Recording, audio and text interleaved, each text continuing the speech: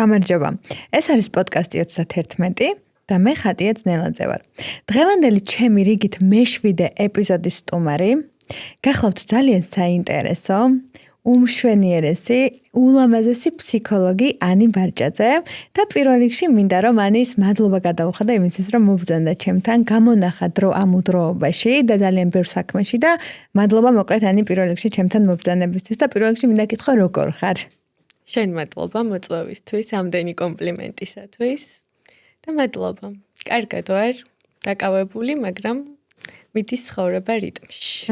ნამდვილად, როცა დაკავებული ხარ, მე მგონია, რომ საქმე როცა გაქვს, ცოცხალი ხარ ადამიანს და გქონდეს საქმე უზრუნველად და თან ამავდროულად მოვახერხოთ განტვირთვათ ამ ყველაფერთან ერთად. მე პირველ რიგში მაინტერესებს საიდან დაიწყო შენი ფსიქოლოგიისადმი ეს ინტერესი, ზუსტად ზოგადად დავიწყოთ შენი ბავშვობით.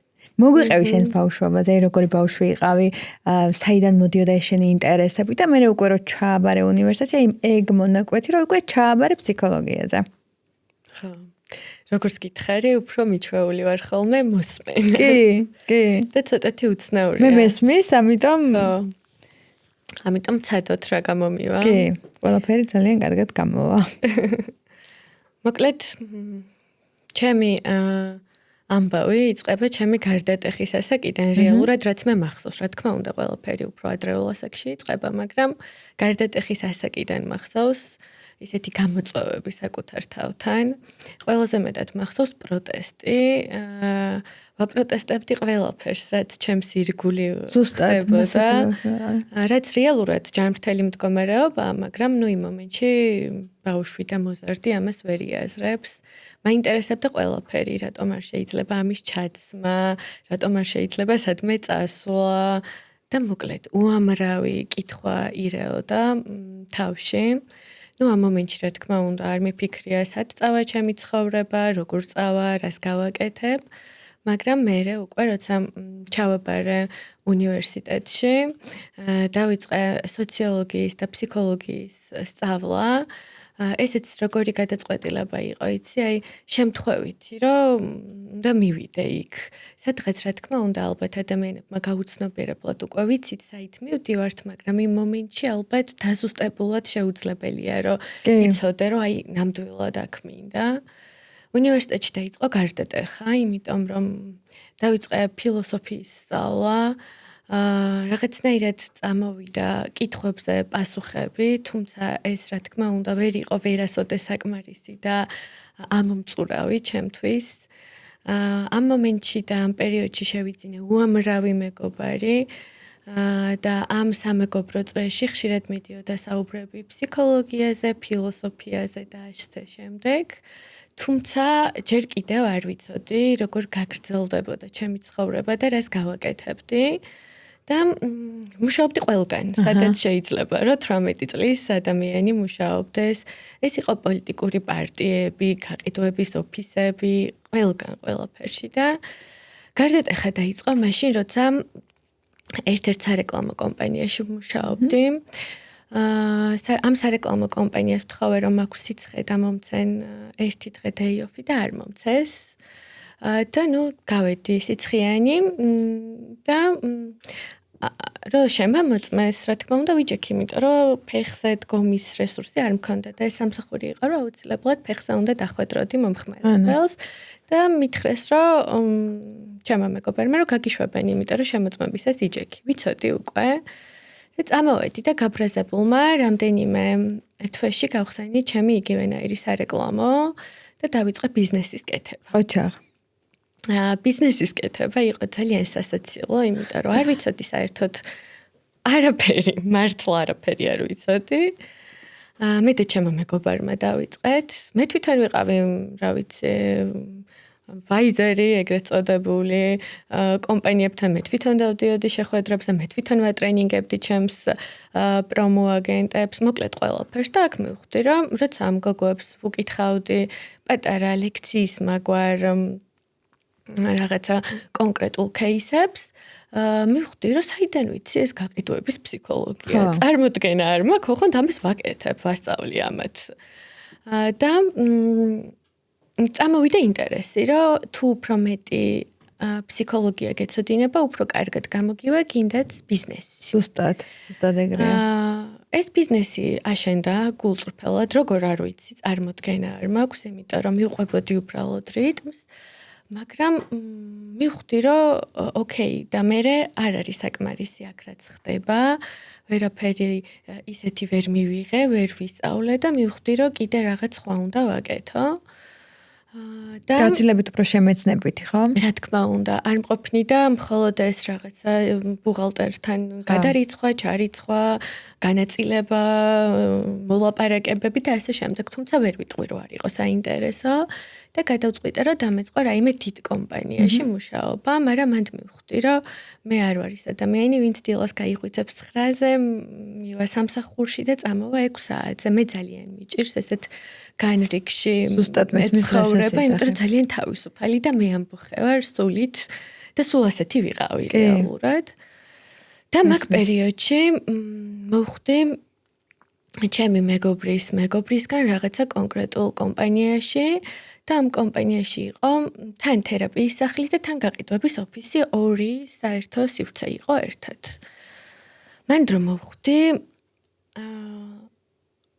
მივხვდი, რომ სუსტად ის ადგილია, სადაც უნდა ვიყო, რა თქმა უნდა, არ იყო არანაირი მატერიალური სარგებელი, როგორც მანამდე მქონდა.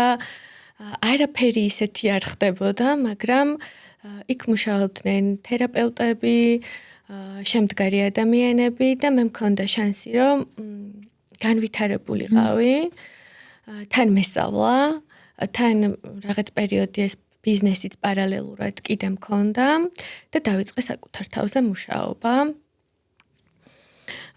და მე თვითონ ყველაზე მეტად რასაც გრძნობდი საკუთარ თავში მე ვიყავი ის, ვისაც ყველაზე მეტად ჭირდებოდა მეტამორფოზა, ეგრეთ წოდებული, დღეს ძალიან პოპულარულია ეს სიტყვა. და დავიწყე ჯგუფური თერაპიებით, სადაც გავიცანი ჩემი მასწავლებელი ვაძიმი, რომელიც უზომოდ მიყვარს, უზომოდ მადლიერი ვარ და ვაფასებ, სადაც წლების განმავლობაში ყველა ჯგუფს, რომელსაც ატარებდა, ვესწრებოდი, ვსწავლობდი მისგან ფსიქოანალიზს, ის არის ფსიქიატრი, ფსიქიატრიას, სისტემურ განლაგებებს, არტ-თერაპიას და მოკლედ ეს იყო ჩემთვის უდიდესი რესურსი და ეს იყო დაუღალავი შრომა გულწრფელად არ მეძინა თითქმის იმიტომ რომ ჯგუფები მთავრდებოდა ძალიან გვიან დილას მივდიოდი უნივერსიტეტში რომ მოვდიოდი ვპასუხობდი ზარებს ვინც რეკავდა ყველა კლიენტთან მქონდა საათობრივი საუბრები ვდებდი მე თვითონ პოსტებს და ვაკეთებდი რეკლამას და ვისწავლე მარკეტინგი ამასობაში ვალაგებდი ყველაფერს ვაკეთებდი იმიტომ რომ არ ვიღლებოდი იმდენად მომწონდა, იმდენად მაინტერესებდა და იმდენად საკუთარ თავში ყოველდღე შემეძლო, რომ ერთ ფაზლზე დამედო მეორე. რომელიც რამდენად საინტერესო სიღრმეებში შეგიყვანს, ხო? კი, ეს იყო საოცარი მოგზაურობა, ურთულესი ჩემი ასაკისთვის. ეხლა რო ვუყურებ მაშინდელ 21 წლის ანის არ ვიცი როგორ შევძელი გულწრფელად ამ რეჟიმში, ამ ჯგუფებში, ამდენ ადამიანში თავის გატანა, მაგრამ რაღაცნაირად მქონდა ეს ხალისი და მან უკვე გაჩნდა მიზანიც. მიზანი, რომ მეც ერთ დღეს შევძლებ თუ საკუთარ თავს დავეხმარები ამ პროცესებში და რა თქმა უნდა, საკუთარი თავის დახმარებასთან ერთად აუცილებელია, რომ მიიღო შესაბამისი განათლებაც. აუცილებლად. დავეხმარები სხვა ადამიანებსაც და ამის მერე დავიწყე მაშინვე ბაკალავრის მერე გადავაბარე, წავედი მაგისტრატურაზე, ეს იყო ძალიან სახალისო ამბავი და დღემდე მადლიერი ვარ, ამასაც ძალიან მოკლედ მივიღები. მაგისტრატურის გამოცდები იყო უკვე დასრულებული და ორადორი უნივერსიტეტი იყო, სადაც ფსიქოლოგიის ფაკულტეტზე შეგეძლო გაგრძელება და მივედი და ვეუბნები, რომ მეთქი უნდა ჩავაბარო და მეუბნებიან, რომ ეროვნული ჩაბარებული მქონდა შიდა გამოცდებს გულისხმობ, რომელიც დამთავრებული იყო ყველა უნივერსიტეტში, იმედი ახლა არ გავაფუჭე. და მითხრეს, რომ არა, მოკლედ. ვთხოვე, რომ დეკანთან შემიშვან და მითხრეს, რომ დეკანი არ არის. მე ვუთხარი, რომ კარგი, ვინც არის, ვინც რამეზე აგებს პასუხს, იმასთან შემიშვით. და მახსოვს, რომ შემიშვეს დეკანის მოადგილე იყო, თუ არ ვცდები, მხოლოდ სახელი მახსოვს ამ ქალბატონის და ერქვა ნინო.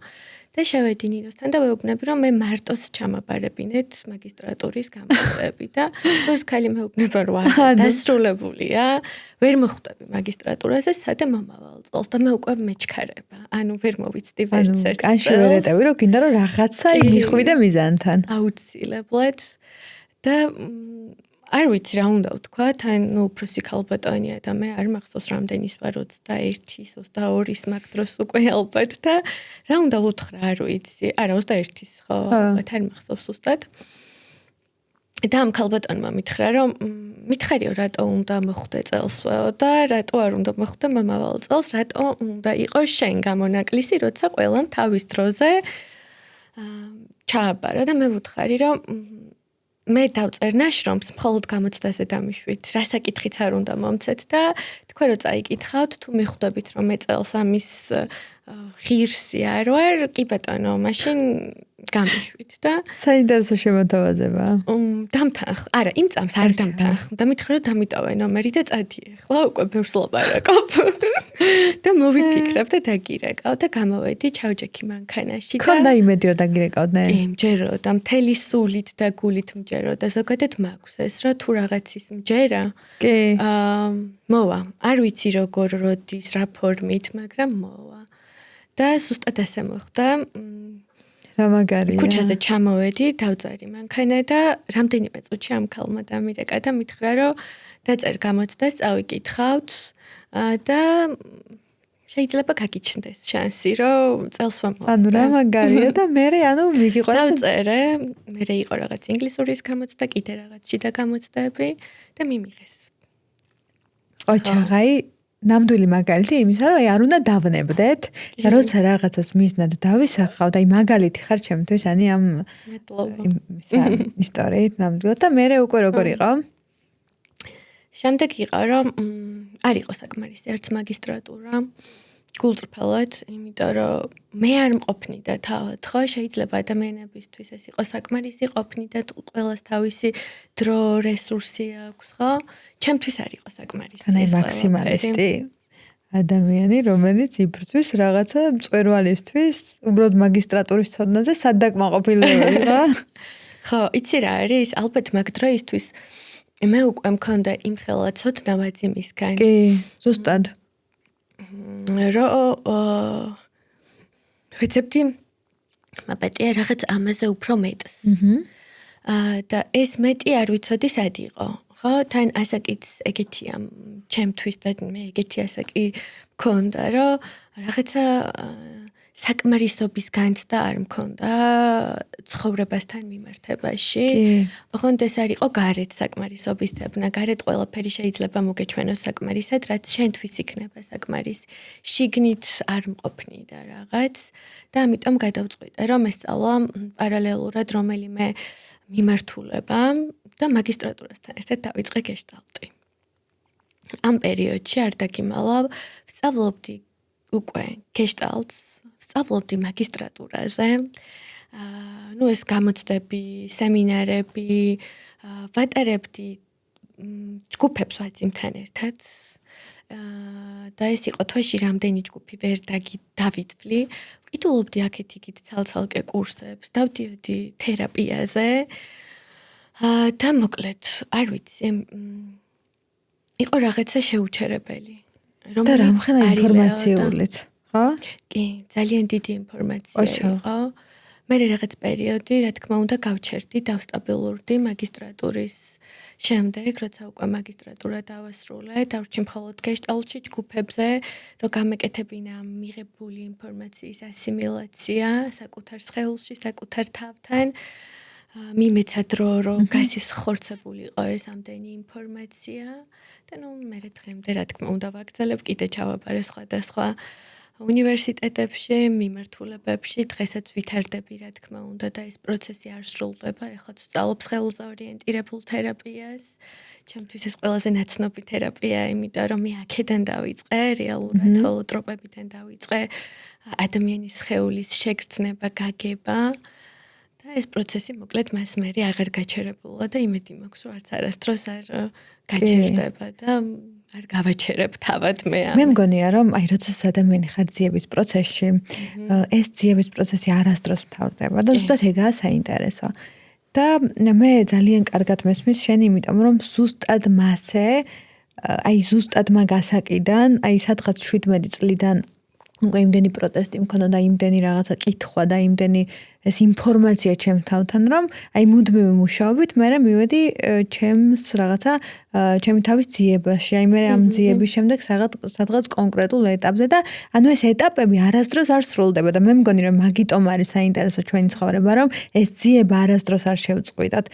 და სხვა შორის ძალიან საინტერესო იყო ქალბატონ ლარისასთან საუბრისას აღვნიშნეთ რომ ადამიანი სანამ სწავლობს იქამდე ცოცხალია, სანამ ამის მოტივი აქვს რომ ისწავლო თორემ ძირითადად შინაგანად თუ არაფერსურული აღარ გაქვს, ეგ არის უკვე ძალიან ცუდი და ამიტომაც თუ ვინმე თვლის რომ აი შინაგანად არაფერსურული აღარ აქვს, აი ენერგეტიკულად რაღაცა განულებულია და ამ ყველაფერს ჭირდება შველა, აუცილებლად მეგობრებო საჭირო არის მაგ დროს დახმარება ფსიქოლოგის, ფსიქიატრის ან ადამიანის, რომელიც მაგ დროს დაეხმარება და თუნდაც ჩვენში დაგროვილი ემოციების გამოხატვა რამდენად მნიშვნელოვანია ამ დროს. აი მინდა რომ ამაზეც გვესაუბრო ცოტაანი, რომ აი რამდენად მნიშვნელოვანია ის გამოუხატავი ემოციები, რომელიც არის ჩვენში და უნდა გამოუხატოთ. აი რას ეტყოთ იმ ადამიანებს, რომლებსაც არ შეუძლიათ გამოხატვა? იცი საიდან დავიწყებ? შენახსენე 17 წლის რო ვიყავიო, მანდიდან დავიწყეო და მოდი ცოტა შორიდან მოვუაროთ და მოვიდეთ ემოციებამდეც. ხო, ნახე რა საინტერესოა და მე და შენ საუბრობდით წეღანაც, რომ ჩვენ ვიცით რაღაც კონკრეტული გზა, როგორ უნდა ვიცხოვროთ. მაგალითად, სახლში გვეუბნება ყველა, რომ აუცილებელია სწავლა, განათლება, ну უმეტეს ოჯახებში, ჩვენს კულტურაში ასეა, ხო? მოდი ეს რა თქმა უნდა, რასაც მე ვსაუბრობ, ყველაფერი არ ეხება, რაღაც უფრო განზოგადებას გავაკეთებ, მაგრამ ოკეი. ხო, გვეუბნებიან, რომ უნდა ვისწავლოთ და თუ ვისწავლით კარგად, ვიქნებით კარგი გოგოები და ბიჭები. ხო, მე ჩვენ მოვდივართ და ვიწყებთ რაღაც სკოლაში სწავლას, ყველა ისე როგორც შეგვიძლია, აქეთ-იქით რაღაცა ზოგს რაღაცა წრეებზე გვატარებენ, ზოგს ვერ და მოკლედ როგორც ვითარდება ეს ჩვენი ბავშვობა და ცხოვრება. მაგრამ ბავშვმა იცის ბავშვობაში, რომ კარგი უნდა იყოს და ეს კარგი ასოცირდება, რომ რაღაც უნდა შეძლოს, შექმნას, ისწავლოს ან გააკეთოს ნებისმიერ რამეში. მოვდივარ და ვაბარებ ეხლა ამას ჩემს პირად მაგალითად ყვები. თუმცა ალბათ ბევრს მოხვდება და მიხვდება რაზე ვსაუბრობ. კი ბატონო. და მოკლედ წამოვედი და ამის პარალელური პროცესებია ეს რაც წეღანი მოვყევი. ჩავაბარე. რო ჩავაბარე ველოდები რომ მეტყვიან რომ რა კარგი გოგო ხარ, რომ აი რაღაცა თუ თითქოს ჩვენს კულტურაში უნივერსიტეტში მისაღებ გამოცდებს ჩააბარებ, თითქოს ეს რაღაცა დიდი არის, რა თქმა უნდა, არის კიდევაც, მაგრამ ხო ჩვენ ცოტათი ზოგჯერ ვაზვიადებთ ამასაც. არავინ არ მითხრა რომ კარგი გოგო ვარ. პირიქით მითხრეს რომ ახლა უნივერსიტეტში რო ჩააბარე, არც ერთი საგანი არ უნდა ჩაგრჩეს, ყველა საგანი უნდა იყოს A-ზე, უნდა დაასრულო იდეალურად და ასე შემდეგ ახალი წესები გაჩნდა. ნუ გაუბრაზდი, მაგრამ ეს ბრაზი არც იცი რეალურია, არ არის რეალური, რა თქმა უნდა რეალურია, იმიტომ რომ სხეულში ჩნდება, მაგრამ რამდენად ლეგიტიმურია ამას გულისხმობ. მოდი ხარ ამ ყველაფერს ასრულებ და მერე გეუბნებიან, რომ ეს არ არის საკმარისი, ხო? ეხლა მაგისტრატურა, ან არ ვიცი, რაღაც ახალი წესი შემოვა ყველას ცხოვრებაში სხვადასხვანაირად. ოკეი, ვაბარებ მაგისტრატურაზე ვსწავლობ, ვასრულებ, მერე გეუბნებიან, რომ ეხლა დოქტორანტურა, იმიტომ რომ რაღაცნაირად ადრე ხო გქონდა ეგეთი რაღაცა წესივით, რომ ჭკვიანი მაშინ იყავი, როცა დოქტორის ხარისხი გქონდა, როცა ლექციებს კითხულობდი და ასე შემდეგ. მე ყოველ შემთხვევაში ასეთ ოჯახში აღვიზარდე. და წამოვედი და ვფიქრობ, რომ ეხლა მაგარი მაშინ ვიქნები, როცა დოქტორის ხარისხი მექნება, ხო? ისევ არავინ არ მეუბნება, რომ კარგი ვარ დოქტორანტურაზე არ გამიგზავნია საფუთები, იმიტომ რომ ბოლოს მივხვდი, რომ არ მინდა ჯერ არ ვარ ამისთვის მზად, მაგრამ დაახლოებით იგივე შესაბამის სხვა უნივერსიტეტებში მივიღე განათლება და ასე შემდეგ. მაგრამ მაინც არავინ არ მითხრა, რომ რა მაგარი ხარ. ხო. მე მოდიხარ და გეუბნებიან, რომ ეხლა როდის უნდა დაოჯახდე. ოკეი, და მან დიცი რა გავიაზრე, რომ მოვდივარ, ველოდები, რომ სადღაც ვიღაცები მეტყვიან, რომ რა კარგი გოგო ვარ, იმიტომ რომ ყველა განათლება მივიღე, რაც შეიძლებოდა რომ მიმეღო, რა ნაბიჯები შეიძლებოდა რომ ჩამეხურა, რა სიმაღლეზე შეიძლებოდა რომ ავსულიყავი, მაგრამ ეს არ ილევა. მე მეტყვიან, როდის დავოჯახდები? რო დავოჯახდები მეტყვიან, რომ ეხლა შვილი როდის გეყოლება? შვილი რო გეყოლება, გეტყვიან, რომ ეხლა მეორე შვილი როდის გეყოლება? კი, მე მეორე შვილი გეყოლება და იქ კიდე შემოვა აუცილებლად, რომ ეხლა თან შვილი უნდა აღზარდო, თან კარიერაში უნდა იყო შემდგარი, არ ვიცი, წარმატებული, უნდა გამოიყურებოდე კიდე რაღაცა ლამაზად, კარგად უნდა იყო, ასხივებდე, ცუთხასიათაც არ უნდა იყო და რაღაც პერიოდში მივხვდი, რომ ეს უბრალოდ არ დასრულდება, რამდენიც არ უნდა გავაკეთო, სხვა ადამიანებისთვის საკმარისი უბრალოდ არ ვიქნები. ვერასოდეს ვერ ვიქნები კარგი გოგო, იმიტომ რომ ვიღაცას არ მოეწონება, როგორ საუბრობ, როგორ გამოვიყურები, ვიღაც იტყვის, რომ ესე გამოიყურება, მაგრამ არაფერი არ იცის მაინც. და ამ დროს რამდენი იშრა, რამდენი გააკეთე. ზუსტად და ამიტომ აი აქ დავასრულე და დავიწყე, რომ შენ საკუთარ თავს უთხარი, რომ ეს ყველაფერი როგორც შეძელი, კარგად, ცუდად მნიშვნელობა არ აქვს, გაიარე, მიუახლოვდი საკუთარ თავს და ეხლა არ ვიცი, შეგიძლია დაეხმარო სხვა ადამიანებს, შენ უთხრა მათ, რომ კარგები არიან, შენს თავს უთხრა და ასე შემდეგ და ემოციებსაც აქვე გადავაბავ, ჩვენ არ გვაქვს თან გვაქვს სტრუქტურა ცხოვრების, გვიწესებს სოციუმი და თან არ გვაქვს. რაღაცნაირი კონტრასტია და ვეცებთ სულ სტრუქტურას. თან მივყვებით ამ სტრუქტურას რაღაცნაირად. თან გვინდა რომ არ მივყვეთ ამ სტრუქტურას. თან ვაპროტესტებთ და ისეთი საინტერესოა ეს საკუთარ თავთან. თან მინდა რომ ვიღაცა მითხრას და პატარა ვიყო, ბავშვი ვიყო, როგორ ვიცხოვრო, რაღაცა წესები მომწეს და თან ვხვდები რომ ეს წესები არ მომწოს. თან ძნელია ზრდასრულობა და პასუხისმგებლობის აღება. თან მინდა და მოკლედ სულ აქ ვთამაშობ, როგორც პიროვნება, როგორც პერსონა, როგორც სოციუმის წარმომადგენელი, ქალი, კაცი, არ აქვს მნიშვნელობა. და ეს არის ძალიან საინტერესო, რა ხდება შენს ცხოვრებაში, შენი ცხოვრების სტრუქტურა, რას აწევს შენს თავს თავად და როგორ შემოდიან შენი ემოციები შენს თავთან ბალანსში, ხო? ეს შეიძლება არ მოხდეს 20-25 წლის ასაკში, შეიძლება არც 30-ის, მაგრამ სადაც დაიწყება, მთავარია რომ იქ არ გავაჩეროთ ეს ემოციები, იმიტომ რომ ხშირად გვგონია ადამიანებს, რომ ეს ემოციები, რომელიც ჩვენს ხელში არის საშიში, გვეშინია, რომ თუ სევდაში დავრჩებით, თუ სიცარიელეში დავრჩებით, თუ მარტოობაში დავრჩებით და აღარ შეგვაქებენ, ჩვენი ცხოვრება დასრულდება. თუ ვინმე არ გვეტყვის, რომ რა კარგი ხარ.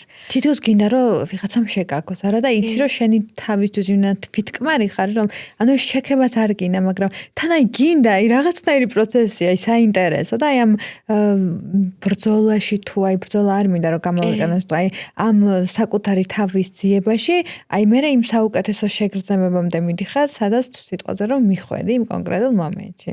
კი. და ხო. ეს არის საბოლოო ჯამში ის, რომ აღარ ელოდები, რომ ვიღაცამ გითხრას რა კარგი ხარ. რჩები შენს სევდაში, შენს ტკივილში, შენს ბრაზში, შენს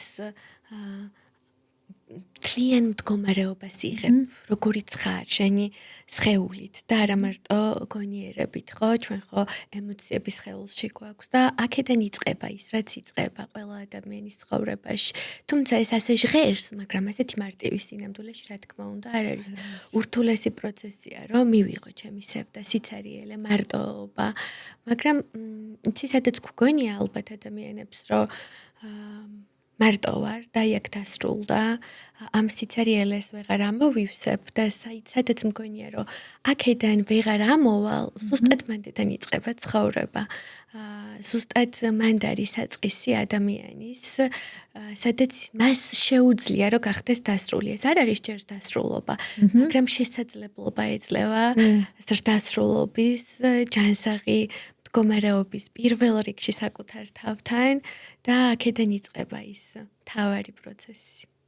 საკუთარ თავის გამოღვიძება. კი. და ეს გამოღვიძების პროცესი იმდენად რთულია. რომ მან რომ მიხვიდე, ძალიან ბევრი წელი გჭირდება ადამიანს, მაგრამ თუ ჩვენ ყოველდღიურად ჩვენ თავზე ვიმუშავებთ, თუ ჩვენ ყოველდღიურად ჩვენს სხეულს მოვუსმენთ და ეს ძალიან საინტერესო თერაპია და ძალიან საინტერესო მიმართულება აი მაგ ხრივ მანდაც დისციპლინაა მნიშვნელოვანი, ხო? რომ აი მე ვთვლი რომ და მე მგონი ყველა პოდკასტში მაგას ვახსენებ რომ დისციპლინა არის რამდენად მნიშვნელოვანი ჩვენი ცხოვრებისთვის. აი შენთვის რა არის ის ღირებული, ანუ ის მნიშვნელოვნად მნიშვნელოვანი საკითხი, რაზეც დაფუძნებულია შენი წარმატება, შენი ყოველდღიურობაში აი ამ ყველაფრის გადალახვის რაღაცა ბარიერი, აი როგორ მიდიხარ მაგამდე, როდესაც აი რაღაცა მიდიხარ ფსკერზე და უნდა ამოხვიდე. აი რა არის შენთვის ის, რომ აი ეს ყველაფერი გადალახო? რთული კითხვაა და თან ძალიან საინტერესო. ძალიან, მე მაინტერესებს შენი გადმოსახედიდან და მაგიტომ დამება და ახლა დამება და ეგ შეკითხვა სხვათა შორის. მე ვფიქრობ, რომ ცხოვრება არის ბატუტივით, რაც უფრო ჩახტები, მით უფრო ამოგაგდებს. და აი ამას თუ დაუჭერ მუხამს ეს სიტყვა უნდა გამოვიყენო უხდება მიდიხარ სადღაც არ არსებობს სტატიკურობა ხო სტატიკა არ არსებობს გულისცემის რითმიც ხო ესეთია ხო და აი აქ ცხოვრებას ვსწავლობთ და აქ ამ პერიოდში აი ამ პროცესში მნიშვნელოვანია რომ გაიაზრო რომ ხან ეს არის და უბრალოდ არ დანებდე. არ დანებებაში არ გულისხმობ გამუდმებულ ბრძოლას საკუთარ თავთან, წაღენ ემოციები ვახსენეთ საკუთარ ემოციებთან, გულისხმობ მიღებას. ყველაზე მნიშვნელოვანს ჩემ კლიენტებმა იციან ხოლმე რომ რა არის ეს მიღება? ani როგორ მივიღო? და რთულია, კი. მიღება არის, რომ ცუდად ვარ. მაგრამ არ დავნებდები, გავაგრძელებ. დისციპლინაც ეს არის, არ დანებება, ჩემთვის. არა ის, რომ დილას 7-ზე ავდგე. ან 10-ზე ვივარჯიშო და 11-ზე აუცილებლად მივირთვა. ხანდახან ჩემს ხელს შეიძლება არ უნდადეს ეს, არ კონდეს ამის მზაობა. ჩემთვის ეს არ არის დისციპლინა. მესმის რომ აუცილებელია და ახლა მეტყვიან ალბათ ვიღაცები, რომ კი, ყოველ დღე 7-ზე უნდა ირბინო, თუ კიდე რომ რაღაც შედეგამდე მიხვიდე. მაგრამ არის დღეები, როცა არ მინდა 7-ზე. მაგ დროს უნდა დავისვენოთ, კი, ხელს უნდა მოვუსვენო, მაგ დროს ან დავისვენო. და ეს არის დისციპლინა. უბრალოდ არ დანებება, სადაც ჩავარდები, იქიდან გაგრძელება. ოღონდ ეს ჩემთვის არის ასე და ყოველთვის ახაც გზის გამოძებნა და არა ის რომ всё აქ დასრულდა. თუმცა ხანდახან ალბათ ეგეც მნიშვნელოვანია რომ გავიაზრო რომ აი აქ რაღაც დასრულდა. მეწყინოს, დავწვე, არ ვიცი, ვიტირო, ვიწუწუნო და ასე შემდეგ. ხო. და ეს მართლა ძალიან სწორი შედარება ბატუტივით. და აი მე იმდენად საინტერესოდ აი ის რაც ჩაუღრმავდი და უკვე იცი, მე უფრო მარტივად არის აიქიდან ამოსვლა და აი ეს ამოსვლის პროცესი და მე ისევ თავიდან დაწყების და აი მუდმივად ძალიან საინტერესოა ჩემთვის ეს პროცესები.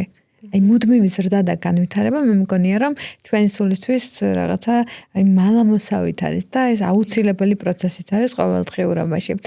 მე მაინტერესებს, როდესაც შენ წეგან ახსენე ის ფაქტორი, რომ ჩვენ გამოვხატავთ პროტესტს, ის რაღაც პროტესტი, როდესაც გვაქვს ბავშვობაში და იქედან მოვდივართ დასრულებამდე უკვე გავიარეთ ამ პროტესტის ხანა, ის რაღაცა მდგომარეობა და მივედით რაღაც ჩვენს ეტაპზე, კარგ პოზიციაზე შენ თავთან, ის კარგი გოგოს სინდრომიც დაამარცხე, მერე უკვე შენ თავს რას ვეუბნები ამ დროს, რომ როდესაც ეს ყველაფერი გადავლახე, მერე საკუთარი თავის სიმშვიდეში ხარ და აქედან იწყება საკუთარი თავის სიყვარული შენი აზრით?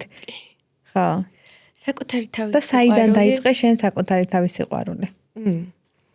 ნახე ბოლო დროს გქონდა ხოლმე ეგეთი ფრაზები, რომ შეიყვარე საკუთარი თავი. და მე სულ ვაპროტესტებ ხოლმე, რომ შეიყვარე საკუთარი თავი, ეგრე არ არის, რომ შევიყვარო. მარტივად არ ხდება ეგ. ჩავიხედო სარკეში და ღმერთო, ეს ვინ არის, ხო? იმიტომ რომ ჩვენ ხო სოციალური არსებები ვართ. და სოციუმში განსაკუთრებით დღეს არის სოციალური მედია, სადაც გინდა არ გინდა ადამიანებს ედრები. ხო, თერაპიაზე ხშირად მოდიან ხოლმე, მაგალითად დღეს და მეუბნებიან, რომ რაღაცა კურსი გავიარე, სადაც ვისწავლე, რომ მე უნდა ვიყო რაღაცნაირი ესეთი დამჯდარი, არ ვიცი, რაღაცა იარლიყებით ავსე ცხოვრება და ეს არის სიყვარული საკუთარი თავის, როცა ესე გამოიყურები, ესე იქცევი და ესე შემდეგ. ყველაფერი კარგია, რასაც ვსწავლობთ, მაგრამ ყველაფერი უნდა გვერგებოდეს და სასურველია, რა მიყვარს სიტყვა უნდა, მაგრამ ამ შემთხვევაში გამოვიყენებ, სასურველია მერგებოდეს მე და რას გულისხმობ, ხო? რომ დავუბრუნდე ამ სარკეს, ჩავიხედე სარკეში და შევედარები აუცილებლად ვიღაცას, რომ იმას ჩემზე ლამაზია, ეს აქვს, ის ჩემზე ჭკვიანია, თან შორიდან ხო ყოველთვის ყველაფერი რაღაცნაირი ჩანს, უფრო მიმზიდველი, უფრო საინტერესო და გააზრება იმის, რომ მე ვარ, აქედან იწყება საკუთარი თავი, სიყვარული, ჩემი გამოცდილებების მიღება, დანახვა, მე რა გავიარე, ხო? მე საიდან დავიწყე, მე რაზე ვდგავარ, რას ვეყრდნობი საკუთარ თავში, როგორ შემიძლია რომ გავაგრძელო გზა ამ გამოცდილებებით, რაც მივიღე, რას ვაპატიებ საკუთარ თავს, რას ვაპატიებ ადამიანებს ირგვლივ, ყველაფრის ერთიანობა, საკუთარი თავის სიყვარული და არა ანგარეგნობა, ან თერაპიაზე სიარული მხოლოდ, ან არ ვიცი. ეს ყველაფერი ბენეფიტებია. რითიც შეგიძლია რომ ასე ამოვნო შენ თავს რომ იყო უკეთესად. თერაპიის პრინციპში ზოგადად ეგ არის, რომ ნახე თერაპევტები არ ვეუბნებით, ხო, უკვე ცნობილია ეს და მე მგონი აღარ სჭირდება გაჟღერება, მაგრამ გავაჟღერებ როგორ იცხოვროს ადამიანმა, დაშორდეს თუ არა შეყვარებულს, ან არ ვიცი, რაღაცა კონკრეტულ პასუხებს არ ვაძლევთ. ვაძლევთ იმ საყრდენებს საკუთარ თავში, რომელსაც შეუძლია რომ დაეყრდნოს. და არა ის, რომ დღეიდან შენ მიდიხარ და ამას აკეთებ, არ ვიცი რაღაცას. ნუ ხშირად არის ხოლმე ესეც, რომ მოსულან და დავშორ და შეყვარებულს, არ ვიცი, წარმოდგენა არ მაქვს. შენ რას ეყრდნობი საკუთარ თავში? რითი გინდა ცხოვრება, როგორი ცხოვრება წარმოგიდგენია, რომ გინდა გქონდეს, რას გააგრძელებ მერე და ასე შემდეგ. ძალიან სწორად აღნიშნე ეგ ფაქტორი, რომ საკუთარი თავის სიყვარული არის მიმღებლობა. ოღონდ ძალიან დიდი მიმღებლობა ყველაფრის, რაც ირგვლივ ხდება, მაგათად, რაც არ არის შენთვის მისაღები, თუნდაც არ შენ თვითონ თერაპიაზე როცა მიდიხარ, ადამიანი მაგ დროს იღებ ინფორმაციას შენ შესახებ, როგორ რას აკეთებ არასწორად, როგორ შენ სიღრმეებში ჩადიხარ და შენ სიღრმეებს როდესაც გაჩვენებს თერაპევტი, ფსიქოლოგი, ამ დროს იმდენად სიღრმისეული ძიება მიმდინარეობს, რომ შენ თვითონ წყვეტ როგორ გააგრძელო შემდეგ შენი ცხოვრება. ეს არის რაღაცა საინტერესო პროცესები, როდესაც მე უკვე ძალიან სწორი მიდგომაა, რომ შენ არ ეუბნები, რომ შენ კონკრეტულად შენს პარტნიორს დაშორდიან, ამ სამსახურიდან წამოდი, იმიტომ რომ პატივცემულოდ გექცევიან, არა, შენ აძლევ მას ბერკეთს, რომ ან ინფორმაციას და შენ ასწავლი მას უბრალოდ როგორ იყოს კარგად და ის თვითონ წყვეტ ამ კარგად ყოფნაში რამდენად იყოს ამ დროს მისი მეგზური, მის გვერდით ან მისი სხვადასხვა სიტუაციები მის ირგვლივ და ჩვენი თავის სიყვარულს მე სხვათა შორის როდესაც დავიწყე წლების უკან 17 წლიდან აი რაღაცა ვფიქრობდი ჩემთან რომ როგორ შემეყვარა ჩემი თავი და ძალიან დამეხმარა მე პირადად ის ფაქტორი რომ სიტუაციები თავიდან აი ვიგონებდი რომ მეთქი მიყვარ ჩემი თავი. აი მაგალითად როგორ რომ აი სიტუაციები რაც იყო ჩემს ირგვლივ ჩემს ვთქვათ აი მოცემულობაში რაც იყო ჩემთვის აი არაშესაფერისი სიტყვაზე უგულისხმობ რა არაშესაფერისი აი ცუდად კი არ უგულისხმობ რაღაც არ იყო ჩემთვის ან საკმარისი ან არ ვგრძნობდი თავს კარგად ან სიტუაციებში სადაც არ მაგრძნობინებდნენ თავს კარგად ან სადაც არ მეკცეოდნენ სათანადოდ როგორც ვიმსახურებდი ვფიქრობდი რომ მეთქი ამ სიტუაციაში შენ არ იმსახურებ ხადია ნახე შენ არ დაგიმსახურებია ეს მოცემულობა და ეს ისე დამეხმარა ჩემი თავის განვითარებაში და სიყვარულში რომ თითქოს მე სიტუაციებსაც ისე მიწყობდა ირგვლივ რომ ჩემს სასიკეთოდ იმართებოდა მოცემულობები და სწორედ აი აქედან რომ მე ვაპროგრამებდი ჩემ თავს რომ იცი რა ხატია შენ გიყვარ შენი თავი მაგრამ სიღრმეებშიც უნდა ჩახვიდე და გამოსასწორებელი უნდა გამოასწორო ანუ ეს პროცესები ამ ყველაფერში მე პირადად დამეხმარა და მადლიერების განცდა დამეხმარა ყველაზე მეტად შენ ამ პროცესებში რა დაგეხმარა ყველაზე ძალიან მიმღებლობის პირველ რიგში საინტერესოა მადლობა რომ გამიზიარე მადლობა